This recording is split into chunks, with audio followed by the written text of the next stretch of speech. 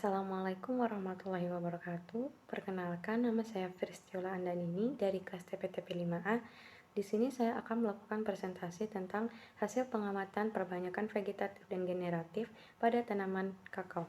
Baik, yang pertama adalah pengamatan bibit generatif tanaman kakao.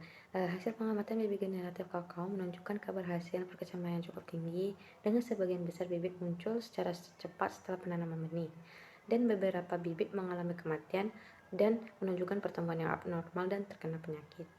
Pada pembibitan generatif ini, kami memiliki 38 bibit, 1 bibit mati, 3 bibit abnormal, dan 22 bibit terserang hama OPT. Selanjutnya adalah faktor penyebab kematinya bibit. Mungkin yang pertama itu kesalahan saat penanaman, kedua ada terserang penyakit atau hama, ketiga faktor lingkungan seperti kelembapan yang tidak sesuai, suhu ekstrim atau tidak stabil lingkungan lainnya. Terus tidak adanya perawatan selama 2 minggu karena kami melakukan libur. Selanjutnya adalah bibit yang terserang hama penyakit. Yang pertama ada ulat kilan dan belalang, kedua ada terkena hawar daun di mana itu disebabkan oleh infeksi jamur, kedua ada bibit abnormal itu disebabkan oleh berbagai faktor dan gejalanya dapat bervariasi tergantung pada masalah spesifik yang mempengaruhi tanaman tersebut atau faktor genetik. Baiklah, di sini saya mendapatkan jurnal berjudul Pertumbuhan Biji Kakao terhadap beberapa lama perendaman dengan daging buah dan tanpa daging buah. Dalam jurnal ini mereka menggunakan rencana acak kelompok dengan menggunakan 2 perlakuan.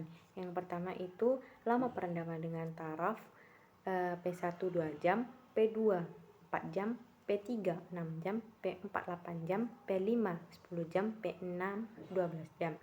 Faktor yang kedua itu daging buah dengan 2 taraf. Yang pertama D0 menggunakan daging buah, D1 tanpa menggunakan daging buah. Jadi mereka memiliki 12 kombinasi. Sebelum mereka melakukan perlakuan, biji itu ditumbuk, dihaluskan dan ditimbang. Setelah itu dimasukkan ke dalam oven pada suhu 100 derajat selama 24 jam. Untuk mendapatkan bobot keringnya, lalu bobot basah dikurangi bobot kering dan dikali 100%. Setelah semua perlakuan sortasi vokasi suhu rendah selesai, maka dilakukan perlakuan perendaman dengan cara 2 jam, 4 jam dan seterusnya. Hasil kesimpulan pada jurnal ini yaitu biji bertunas tinggi terdapat pada perlakuan D0P4, D1P2, D1P3 yaitu 100 cm. Jumlah tunas tertinggi terdapat pada perlakuan D0P4, D1P2, D1P3 yaitu 20 buah. Tinggi tunas tertinggi terdapat pada perlakuan D1P1, D1P2 yaitu 24,3 cm. Panjang akar tertinggi terdapat pada perlakuan D0P3 yaitu 9,3 cm. Bobot basah kecambah tertinggi terdapat pada perlakuan D1P6 yaitu 142,68 gram. Bobot garing kecambah tertinggi terdapat pada perlakuan D1P6 yaitu 16,5 gram. Yang kedua itu pengamatan bibit vegetatif tanaman kakao, di mana hasil pengamatan ini menunjukkan bahwa terdapat beberapa bibit hidup dengan baik dan sebagian terdapat bibit mati.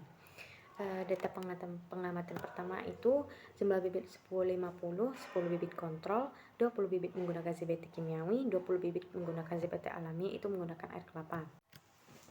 Minggu keempat pengamatan terdapat 11 bibit mati dan 49 bibit hidup. Minggu ke-7 pengamatan bibit mati 20, bibit hidup 30. Faktor penyebab bibit mati yang pertama itu tingkat kelembapan yang tinggi, suhu yang sangat tinggi atau rendah, dan curah hujan yang berlebihan. Kedua, kelembapan udara yang rendah, akar yang tidak berkembang tidak baik atau terkena penyakit akar. Ketiga, kesalahan dalam pemangkasan atau menggunakan bahan kimia yang tidak sesuai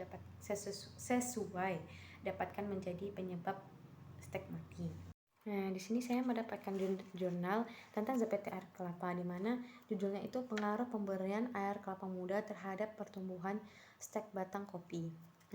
Di mana kesimpulannya, pemberian konsentrasi air kelapa muda sangat berpengaruh nyata terhadap tinggi stek, lingkar stek, dan panjang akar, tetapi tidak berpengaruh nyata terhadap jumlah daun dan luas daun.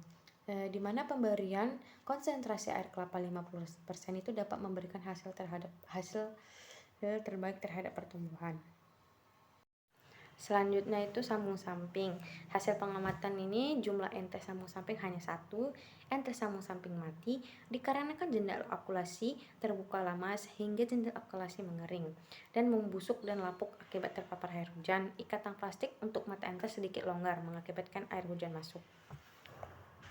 Nah, selanjutnya itu tentang jurnal sambung samping, di mana saya mendapatkan jurnal itu dengan judul Metode Perbanyakan Klonal pada Tanaman Kakao, di mana di dalam jurnal itu mereka menggunakan 3 metode, itu sambung samping, sambung pucuk, dan okulasi, dan mereka mengambil mata entesnya itu diambil dari klon kakao BP07 dan SP07. Di mana dapat disimpulkan bahwa metode perbanyakan klonal yang dicobakan bervariasi. Metode sambung pucuk memiliki tingkat keberhasilan yang paling tinggi, yaitu 98,83%, disusul sambung samping dan okulasi itu 73,47% dan 11,54%. Tingkat keberhasilan sambung samping dan okulasi itu dipengaruhi oleh curah hujan. Sekian presentasi dari saya. Wassalamualaikum warahmatullahi wabarakatuh.